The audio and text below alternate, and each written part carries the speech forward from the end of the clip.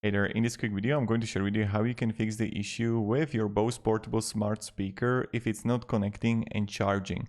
So regards the connection and charging, the first thing that can help is try to factory reset. So unpair everything, and then what you want to do is you want to turn it on, and when you're going to turn it on, then you just want to press the Bluetooth button and the volume up the plus button at the same time for about 10 to 15 seconds. Then it's the Bose portable smart speakers are going to perform a factory reset, so this is something that you can try. Another thing that you can try regards charging, so try to press and hold the power button about 10 to 15 seconds.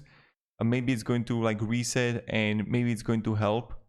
I don't know, they're just like throwing ideas out there on what you can fix the issue, because probably you can also change the cable, try to change the different USB cable, try to change the different outlet or where you're powering it from, and also look if there's any dirt on a charging port. So this is like also important. This is something that you can do. So thank you very much for watching and have a great day and goodbye.